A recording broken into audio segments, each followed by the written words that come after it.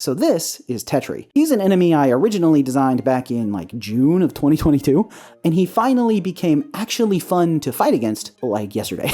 And not just fun, I think Tetri has evolved from completely terrible to one of the best enemies in my game right now. So I'm gonna tell you all about this journey I went on to make this guy actually fun to play against.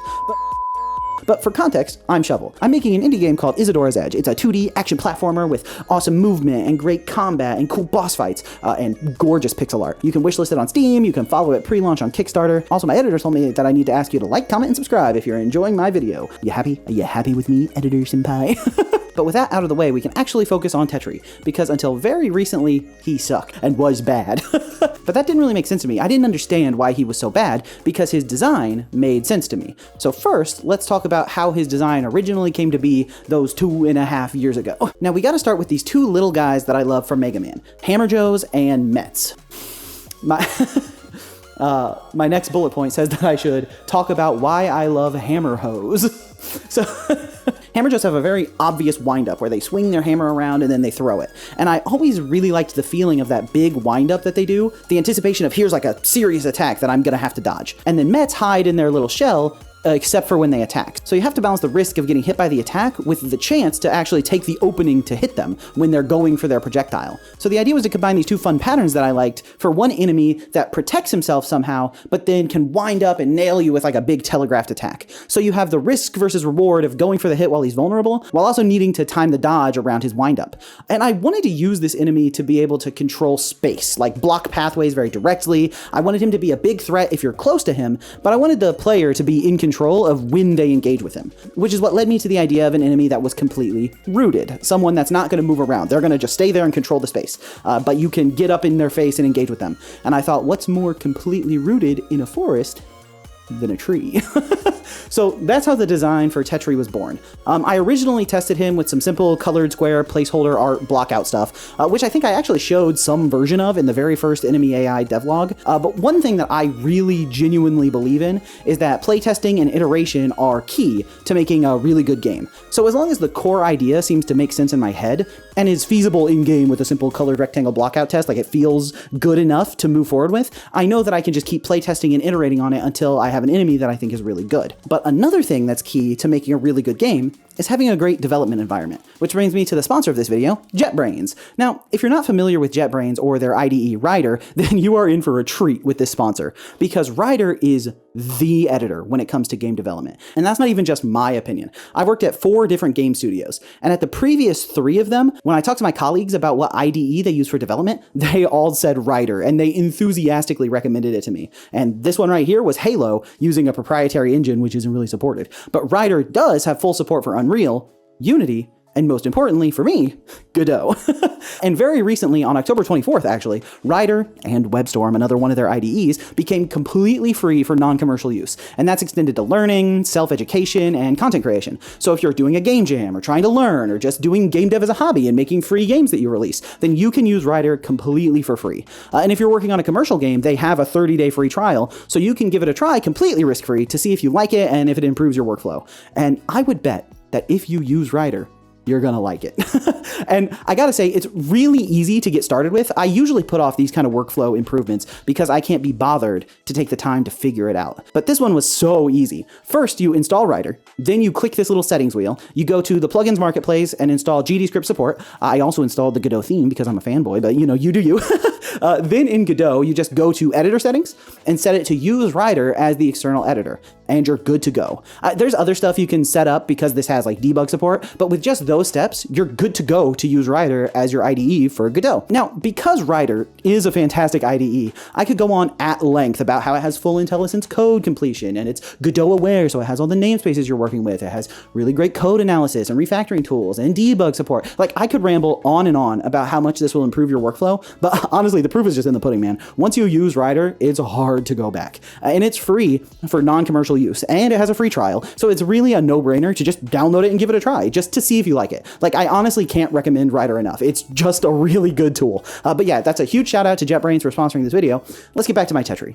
So like I said, I did the basic placeholder test, and it felt good enough as a starting point to move forward with a full art treatment from fur. And so the next step was the art blockout, which you can see here. And you can also see that one of the original potential designs for Tetri actually eventually evolved into Runktonk. So that's a little fun fact for you. So we settled on this color palette for him, with the color of his bark trying to evoke the idea of petrified wood, and the leaves having an autumnal vibe, which makes him feel sort of out of place in an otherwise green forest, as well as to have some symbolism with things changing and quite literally falling, given that the forest is being corrupted. But the palette is definitely subject to change if it doesn't work well with the eventual environment art. Anyway, the next thing was to get the animations for his basic moveset. We have idling. Don't know what that sound was. Taking damage, dying, shielding, de-shielding, and then his big wind-up attack. The idle shield, de-shield, damage wins, the dying animations, those all look amazing and work perfectly because Fur is a genius. That's classic. And for the wind-up, Fur went for this big lean back and then slash attack with the vines used as a sumier that is where the hitbox is. This is a really good approach because A, it looks awesome, and B, if we need to make the attack longer range or alter the hitbox or something, we basically only need to change the vines. So we don't risk a bunch of extra animation work if the attack's range doesn't work perfectly. So once all these animations were ready, I plugged him into my generic AI system. I actually still have the screen recording where I had him fully hooked up for the first time. And you can see here, it was October 10th, 2022. So more than a full 2 years ago. But as you can also see from this initial clip, he feels a little weird. He didn't immediately shield up when Isadora got in range, and it feels kind of awkward to just stand there waiting for him to attack. But I thought his problems might potentially be related to the AI system that I had at the time, and I had already decided that I wanted to redo some big parts of that. So even if his problems weren't related to the AI system, spending the time fixing him felt like a waste, since I need to port all of those fixes over, and I decided to put him on hold for a while. And a while did pass. I worked on other stuff in the meantime to keep myself busy, which included the AI system rehaul that I had planned, and that unblocked me from making progress on fixing this guy, which means it's time for attempt number 2. Now, the first thing I did was play with his shielding range. How close to him do you have to be for him to put his shield up? If you have to be really close to him, he feels kind of stupid. Why is he waiting so long to react to me? I'm literally right here, dude. And if it's too far from him, he also feels kind of stupid. Bro, I'm way over here. You can calm down. And I couldn't find a sweet spot for the range that didn't feel weird to me. And that's when I thought, hey, maybe he needs a ranged attack. I want him to be able to control space. And he's rooted. So it only makes sense that he'd have developed some way of throwing a projectile to protect himself, from a lore perspective, and also from a gameplay perspective. So Fur whipped up this projectile animation, where he throws a branch that he rips off of himself, which, by the way, I think does tie nicely into the overall disgust motif of the corrupted forest. And then I hooked it up so he just throws a projectile straight forward ahead from himself. And now Tetri had a way to interact with Isadora when she's close enough that he should react to her, but not close enough that he should put up a shield. And this did resolve the awkwardness that I was experiencing with my distance from him, but it didn't resolve the awkwardness I felt just standing in front of him, sort of waiting around for him to put his shield away and slap at me. So I started thinking about how I could solve this issue, and the thought I came to was that waiting for the proper opening is interesting in theory, but just standing around waiting isn't very interesting in practice, because there's nothing I could do to control the pace of my encounter with Mr. Tetri. So I came up with this idea, this scheme of having him reduce his shield timer whenever you hit his shield. That way you can sort of dictate the terms of the fight. It's a little risky to be spamming attacks, because when he finally puts his shield away, you're more likely to get caught by his slap because you're in the middle of spamming attacks. So you can take the higher risk play that puts you in control of the pacing of the fight, or you can take the safer play that lets him have control of the pacing of the fight. So Fur drew up this shield recoil animation for when you hit his shield, so that the player at least knows that something happened. And I got it hooked up, and it felt okay. We'll throw up a clip of this version of his shield, and you can see that hitting the shield does feel pretty good because the animation is nice. It's got some good feedback, and I do get to sorta control the fight, but it still feels kinda obfuscated because I can't actually see the timer ticking down for him to go for the windup, and also his D-shield into windup is pretty slow, so it's still not really much of a threat. But I wasn't sure if I was just overthinking it, so I decided to put him on the back burner while I worked on other systems that I needed for testing level design. The plan here was that fighting against him in the context of a level with platforming constraints and other enemies and level mechanics and all the stuff that's going into a level would give me a much better sense of where his problems actually are, because now I'm experiencing them in the context of playing the game, right? So we fast forward several months yet again. Now, at this point, I'm testing tons of stuff. I'm just trying to find things that I think are really fun and really cool, and I'm just dropping various enemies into these fun and cool level designs to see how they feel. And Tetri sucks. Every time I try to use him anywhere in any level, he's not fun to fight against. He slows the gameplay way down, even with those changes to his shield behavior, and his straightforward projectile feels stupid. It doesn't really target the player, so he feels dumb. He doesn't feel like much of a threat. He's just like throwing a stick at nobody. And it's especially bad because when it does hit you, it feels like your own fault. Like I jumped into it because he's not targeting me. So it's like the bad kind of punishment. It's like if I dodge it, it doesn't feel good, and if I don't dodge it, it feels bad. So at this point, I thought to myself that maybe the reason he's slowing everything down is because his range attack isn't really much of a threat. Like he's not applying any pressure on me as the player to actually engage with him because his stick is so non-threatening. So I'm just sort of leaving him for after I finish dealing with the other enemies and threats. And I mean, this little guy from Mega Man, the Met, works. I don't hate playing against him. I think he's fun. And his projectiles are actually a threat. So maybe that's what I needed to fix Tetri. So I decided to give him a cool new projectile, something that felt smarter and more threatening. But this was around the time that I had... dying. But this was around the time that I had started planning out adding my generic projectile physics controller. So again, Tetri hops to the back of the line, my poor little tree boy, back to waiting for his chance in the sun. So a couple more months pass, and in that time, I do create the generic projectile physics controller. And this means that Tetri is back on the menu, boys. So I started designing a new projectile for him, and I figured the best thing to do is a tried and true arcing bomb type thing. The Moss Knight from Hollow Knight has this sort of thing. It's a simple projectile, but I figure I should be taking advantage of the cool ballistic simulation stuff that I added to my generic projectile physics controller, and I can use it to give him some really tight targeting, and I can see how it feels when he can absolutely nail you with a perfectly aimed ballistic shot. And I also added this little particle effect when the projectile hits. It's not the final version of what the hit effects would be, but I wanted something that was a little juiced up so that I didn't have a scapegoat for it if he still wasn't fun to fight. And check it out. And here he is absolutely chucking some of his new projectiles at Isadora. Now, I played with his targeting range and his projectile speed quite a bit to get it at a good range, and I made it so he couldn't throw too high because his animation doesn't really match for that, and it gives him some limitations. You can get over his head where he's at his weakest, but he can always aim pretty far down, but he can't arc down super well. Yeah, I played with it a lot until we got some really good angles and speed for him. We can even use some of the cool debug footage I was using for testing, where his projectile speed displays above his head. And dude, some of Tetri's throws were killer while I was testing. I mean, check this one where I was absolutely beamed from literally off screen. I mean, homie is throwing heaters. And the thing about his new projectile is that it's fun. I really like it. It's a fun projectile. Dodging it feels really satisfying. Getting hit with it more like, oh man, he got me. Rather than like, oh, come on, man, that's actually so unfair. Why is the developer even thinking right now with this guy? Oh man, I'm gonna pee my pants right now.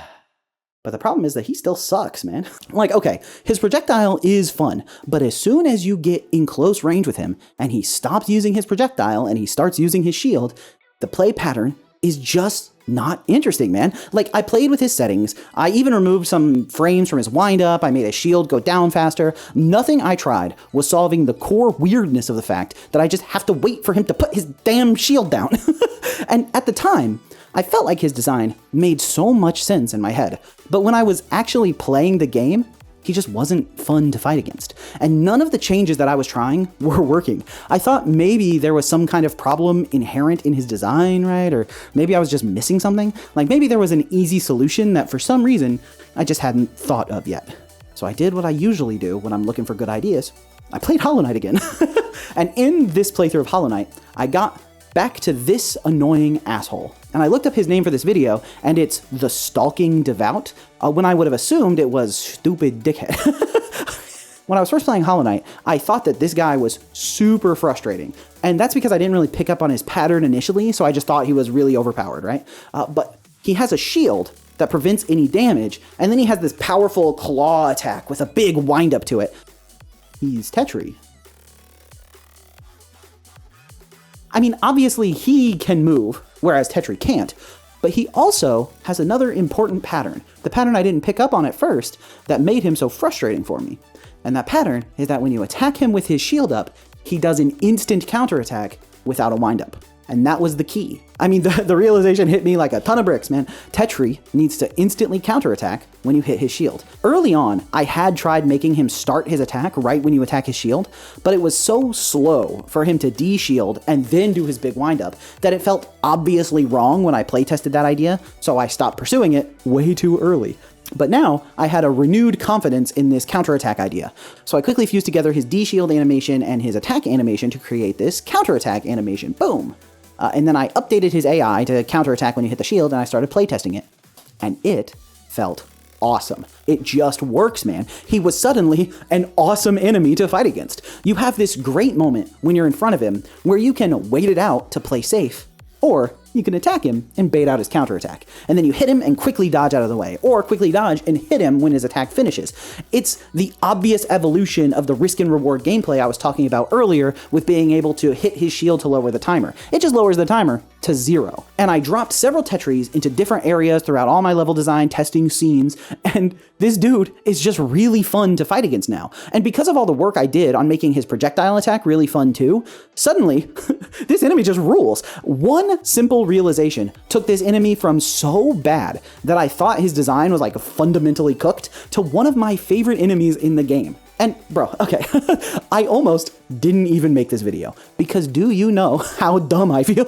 It took me more than 2 years to realize like, maybe when you hit the enemy, he should try to hit you back. I think this is actually an important lesson for myself when it comes to making games, you know? Sometimes you need to take a step back and look at things through a simpler lens. Sometimes it's not complex solutions. Sometimes you don't need to reinvent the wheel to make something fun. Sometimes the solution is a lot closer and a lot easier than you think. And also, I think it reinforces my core concept that if you just keep playtesting and changing stuff that isn't fun, eventually you must have something that's fun. Even if maybe it takes a little bit longer than it should have. But yeah, I hope you enjoyed the video and this walk through memory lane for my Tetri boy, how he went from completely cooked to one of the most fun enemies to fight against. Remember to like, comment, and subscribe if you did enjoy the video, and I'll catch you in the next one, gamers. Peace.